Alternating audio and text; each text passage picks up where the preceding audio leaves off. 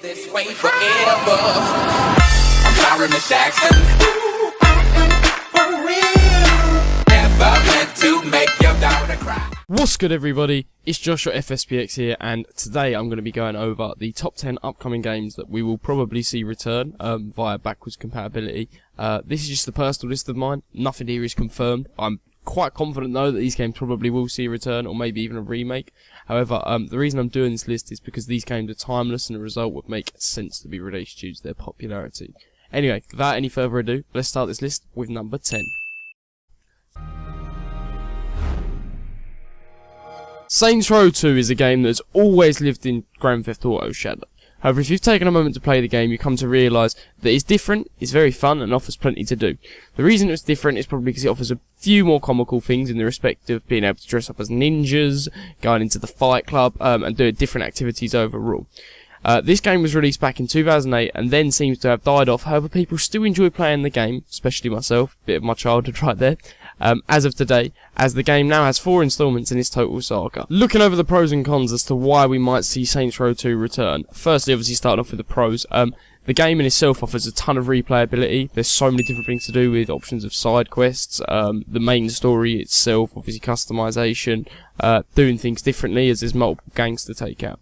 Another pro of this as well would be that the newer Saints Row aren't quite as popular as the older ones, probably because they've now decided to take a Doctor Who approach rather than the classic gangster approach that they took in the first place. However, anyway, moving on to the cons, GTA 5 is massive currently on the Xbox One and will be very, very hard competition. I feel people who played it as a child, like myself, will probably bang out Saints Row still because, you know, they love the game for what it is. However, GTA 5 would be the bigger of the two games. Saints Row 4 is currently already backwards compatible, as you may know. Saints Row 4, however, like I say, is not very popular, but it does offer a Saints Row 2 play, so it might not be as important for them to make backwards compatible. As they love making so many Saints Rows, there might be a number 5 on the way as well, is my last point. Saints Row obviously has 4 installments already. I know GTA has 5 already as well. However, more money for them, isn't it? Don't make as much money from backwards compatible, unfortunately. Anyway, without further ado, we'll be moving on to number 9. Coming in at number 9, we have a personal favourite game of mine, which is actually on my top 10 best games of all time list. If you haven't seen it, go and check it out. But this game is Sonic Adventure 2 Battle. This game was released all the way back in 2001 when I was still shitting in a nappy, and to my surprise, towards the end of the Xbox 360 era, I found it available on the 360, which I was very surprised about. This game was a huge step in the Sonic saga and was a fan favourite as it offered new mechanics in the game, such as kart racing and the Chow Garden, which made the game a little bit more fun, as you could obviously do more things in your spare time on it. Having a look at the pros and cons for Sonic Adventure 2 Battle, firstly, obviously, starting with the pros. There's various Sonic games that have been made backwards compatible already. Sonic and Knuckles is an example for you. So obviously they are paying attention to Sonic games on backwards compatibility, and they do realise that it's a popular game. The second point for my pros would be that it's one of the more popular Sonic games, definitely, I would say, as obviously, like I said, it offered more. And lastly, my pro would be offer more things to do than the other Sonic games. For instance, with the kart racing and the Chow Garden, you've got more things to do in your spare time. You've got various different missions on each level. And the game overall was just absolutely brilliant. Moving on to the cons, however, having a look at the cons, you'll find that the game was released a very long time ago, and as a result of which may have actually been forgotten. And secondly, the graphics on it are very outdated, currently to date. Anyway, without further ado, moving on to number 8.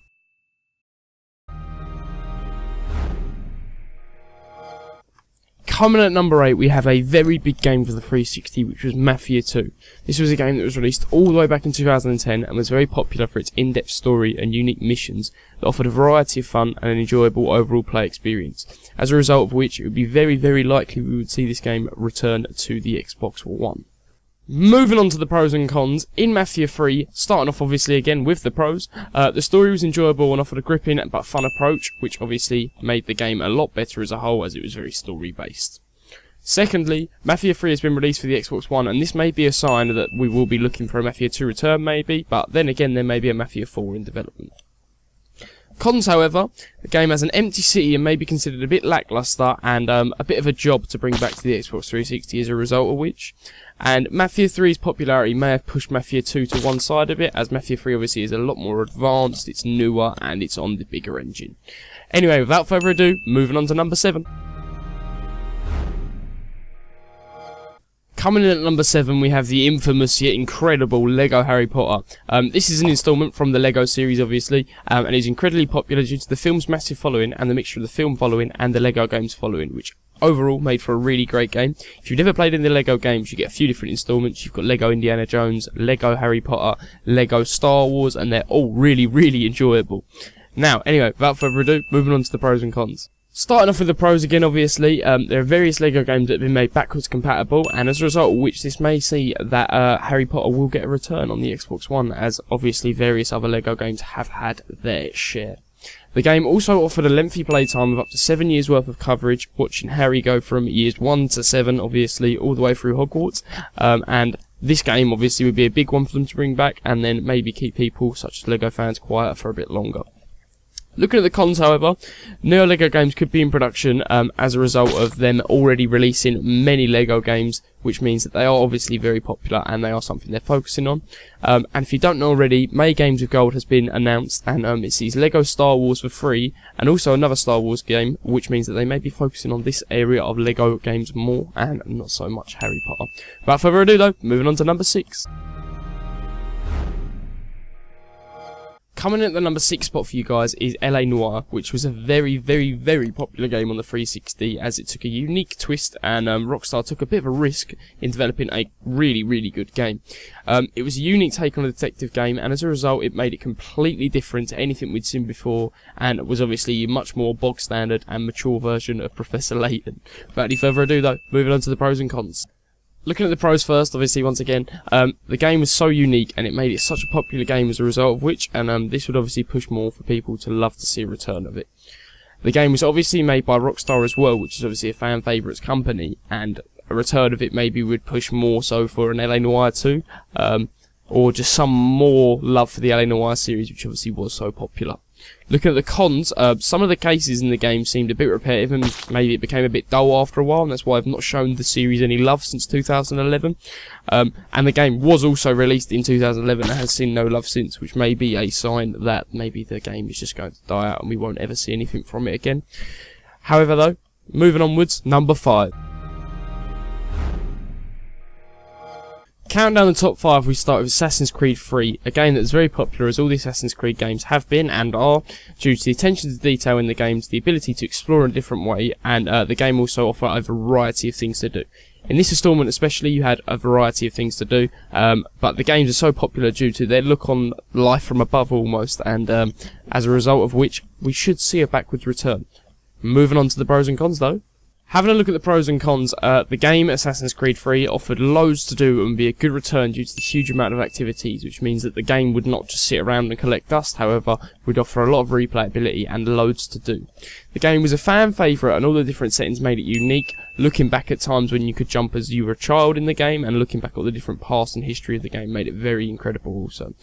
The other Assassin's Creed games have also been made backwards compatible, seeing not all of them, but quite a big handful of them very, very backwards compatible indeed. Looking at the cons though, the frame rate drops in the game worsened it. These were a very inconsistent thing and only happened every now and then, however they were noticeable and were a pain. Also, the loading screens in the game were a very long wait and made people quite impatient, and no one likes waiting around to have to play a new game, do they? Next up is number 4.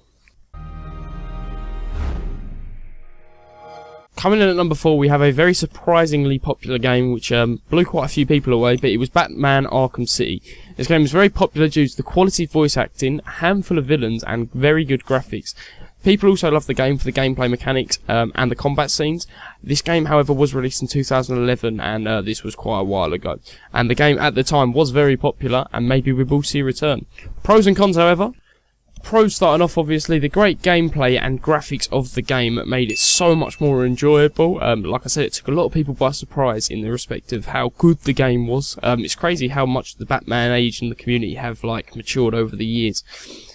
Also, there was a great handful of villains, looking at the Penguin and the great play of the Joker in the game.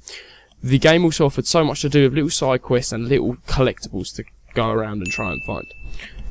Cons, however, the combat can be considered very easy through spamming the triangle or Y button. If you have a look on YouTube, I'm sure you'll find a video somewhere. You can literally stand in a group of people and just keep hitting away and you will do well. Moving on to number 3, however. This is a very big one, and I must be careful what I say or I'll be criticised, but moving into number 3, like I said, GTA San Andreas is going to be in our number 3 spot. GTA San Andreas was, and probably still is to date, the best GTA. It offered so much diversity, hours of fun, and a result which made the whole game experience that much better. It was a genuine game changer, as it changed the way gaming was, and you could possibly say it made a lot of people who play games today actual gamers. San Andreas released a actual remake on the 360 towards the end of the era of it. 10 years afterwards, it was actually released. It was released in 2004, however, is what I was going to say, and the remake was released in 2014. This was the HD remake on the 360, however, it did come literally as the Xbox One's birth was arriving.